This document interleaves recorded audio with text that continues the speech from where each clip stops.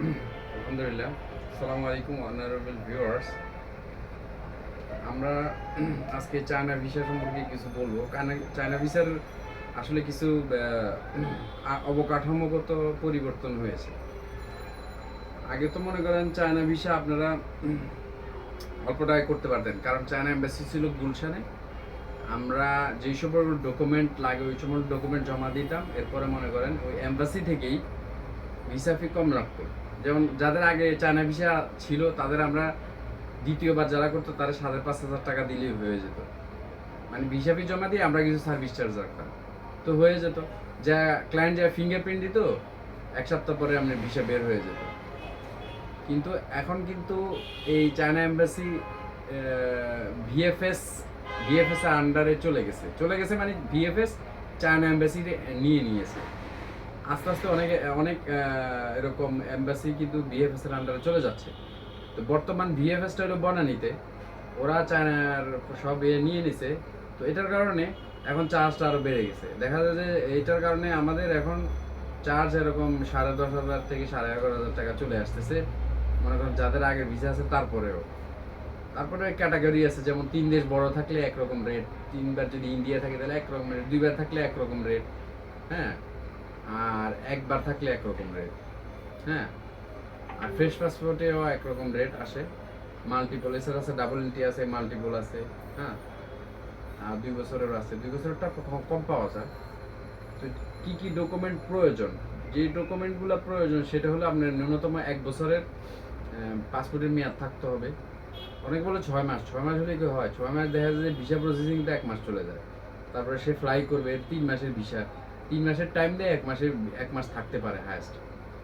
তাছাড়া ওইখানে কিছু তথ্য আপনাদেরকে শেয়ার করব যারা ইদানিং করতেছে।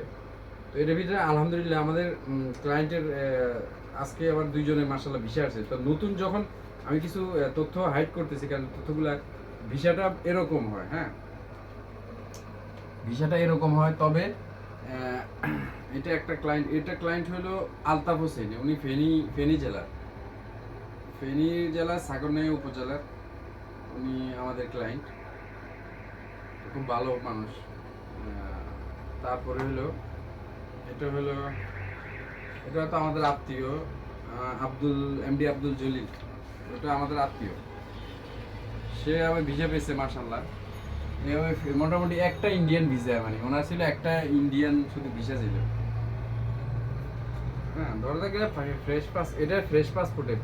আর এটা হলো একটা ভিসা ছিল, সৌদির ভিসা একটা আছে। এই তো এখন হইলো যে এখন পাওয়ার যে পেপারসগুলো লাগবে, পাসপোর্ট লাগবে 1 বছর মেয়াদ, 2 কপি ছবি লাগবে, 48/33 ম্যাট পেপার, সাদা ব্যাকগ্রাউন্ড থাকতে হবে, no cap no sunglasses, visiting card দিবেন 2 কপি, ব্যাংক স্টেটমেন্ট মিনিমাম 7 মাসের দিবেন, 3.5 লাখ টাকা মিনিমাম ব্যাংক ব্যালেন্স থাকতে হবে। 7 মাসের, অনেকে বলে 6 যে জাকির ভাই 6 মাসের ব্যাংক স্টেটমেন্ট, 7 মাস কেন বলে? আপনি জানেন 6 মাসে আমি কত ক্লায়েন্টে বলছি 5 মাসের, ব্যাংকাররা 5 মাসের ব্যাংক স্টেটমেন্ট দিয়ে দেয়। মানে এরা হিসাব করে কি জানুয়ারি ফেব্রুয়ারি মার্চ এপ্রিল মে জুন, তো জানুয়ারি তো 1 মাস পুরো হয়, ফেব্রুয়ারিতে যায় 1 মাস হয়। তো এরা কি করে ওই হিসাব করে দেয়, দেখা যাচ্ছে 5 মাস হয়। তো সো দ্যাট আমি বলি 7 মাস নেন, 6 মাস অটোমেটিক চলে আসবে। 7 মাস আসলে সমস্যা নেই, ওয়েট বেশি দেন, 1 বছরে দেন, কোনো সমস্যা নেই। ব্যাংক সলভেন্সি সার্টিফিকেট দিবেন, আর ট্রেড লাইসেন্সের ফটোকপি, আর হলো আগের চায়না যদি ভিসা থাকে ওটা দিবেন। আর যদি না থাকে যেই পাসপোর্টের যে ভিসার কপিগুলো আছে সবগুলো দিবেন। যেমন আপনি সিঙ্গাপুরে গেছেন, সিঙ্গাপুরে তো আর ইয়াতে পাসপোর্টে আপনার ইয়া পড়ে না, স্টিকার পড়ে না, এখন হলে ই ভিসা হয়ে গেছে। তো ই ভিসার যে কপিটা ওটা রেখে দেবেন, ওটা প্রিন্ট করে দিয়ে দিবেন। ভিয়েতনামের যেমন অনেকে ই ভিসা আছে, আমার এক ক্লায়েন্টের দিছে ই ভিসা দিছে। ভিয়েতনামের যে স্টিকার ভিসাও আছে, স্টিকার ভিসা ই ভিসা কম টাকায় নিছে। তো ই ভিসার যে কপিটা রেখে দেবেন। যেটা যদি ই ভিসা দেয়, এই ভিসার কপিগুলো রেখে দিবেন, এটা পরবর্তীতে কাজে লাগে। অনেকে কি করে ই ভিসা মনে করছে ই ভিসা হয়েছে, পাসপোর্টে তো সিল লাগছে, ভিসার কোনো দরকার নেই। না, পরবর্তীতে আপনার কিন্তু জিনিসগুলো কাজে লাগে, ওগুলো রেখে দিবেন। তারপরে হলো আপনার এনআইডির ফটোকপি, আর আপনার বাবা মা অথবা ওয়াইফের যে কোনো একজনের ফটোকপি, এটা আইডেন্টিটির জন্য অনেক সময় লাগে না। আর টিন সার্টিফিকেট। তো এগুলো হলো চায়না ভিসার মোটামুটি টোটাল বিষয়টা। আর চায়না ভিসা বর্তমানে একটা বেশি বিষয় করে, চায়না ভিসা কিন্তু বর্তমানে অনেক প্লেন ফেয়ার কম। আমরা তো আগে 55-60 হাজার টাকা দিয়ে টিকিট কেটেছি, এখন 38-40 হাজার টাকার টিকিট পাওয়া যায়। Dhaka Guangzhou to Dhaka up down. US Bangla আছে, আরো কিছু প্লেন আছে। তো এখন হইলো যে ইউএস বাংলা ডাইরেক্ট ফ্লাইট দেয়, এই জন্য বেশিরভাগ মানুষ ইউএস বাংলা যায়। এখন চায়না ইস্টার্ন আছে, চায়না সাউদার্ন আছে। তো এখন যেটা শুনলাম, আমাদের লিটন ভাই আছে, উনি ভিসা আমাদের থেকে করেছে, আমাদের এই যে উপরের বিল্ডিংয়ে। উনি হলেন ইম্পেরিয়াল কোম্পানির মালিক। তো উনি বলতেছে যে ভাই এবার আমি যখন গুয়াংজু গেলাম, তো কিছু বাঙালি যেগুলো সবগুলো সাইড করে ফেলে। সাইড করে কেন ফেলে? এর কারণ হইলো, সাইড করার পর তাদের জিজ্ঞাসাবাদ করে যে কেন যাবি, কি জন্য যাবি, কেন যাবেন, why you want to go over there. হ্যাঁ, মানে এগুলো সব এনকোয়ারি করে। তো এই জিনিসগুলো আপনারা খেয়াল রাখবেন যে আপনারা ভিসা পাওয়ার পরেও এয়ার টিকিট, হোটেল বুকিং এটা ভালোভাবে নিয়ে যাবেন। নিয়ে যাওয়ার পরে স্বচ্ছতা, সবখানে স্বচ্ছতা এবং সত্যবাদিতা, গ্রহণযোগ্যতা আছে।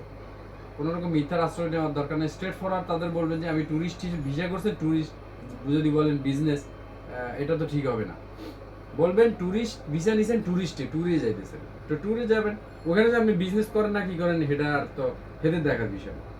তো এই জন্য ভিসা নিবেন, ট্যুরিস্ট বলবেনও ট্যুরিস্ট। এয়ারপোর্টে হোটেল বুকিং নিয়ে যাবেন, বলবেন এ দেখে আমার যে কয়দিন আমি থাকবো ওই কয়দিনে হোটেল বুকিং আমার কাছে আছে। প্লেন টিকিট যদি 3 দিনের কাটেন, তো 3 দিনের হোটেল বুকিং। প্লেন টিকিট যদি 1 সপ্তাহের জন্য কাটেন, 1 সপ্তাহের হোটেল বুকিং দেখাবে। ঠিক আছে? তো এটা দেখালে আর আমরা আশা রাখি কোথাও বাধা বিপত্তি হওয়ার কথা না। তো এইসব বিষয়গুলো খেয়াল রাখবেন। আর যদি এরপরে যদি কোনো ইনফরমেশন দরকার হয়, তাহলে আমাদের সাথে যোগাযোগ করুন ইনশাআল্লাহ। আমাদের এজেন্সির নাম Zakir travel agency limited. Phone number হলো 0198294590 তো ইনশাআল্লাহ অন্য সময় অন্য কোনো গুরুত্বপূর্ণ তথ্য নিয়ে আপনাদের সামনে আসবে। সে পর্যন্ত আসসালামু আলাইকুম রহমতুল্লাহি ওয়া বারাকাতুহু।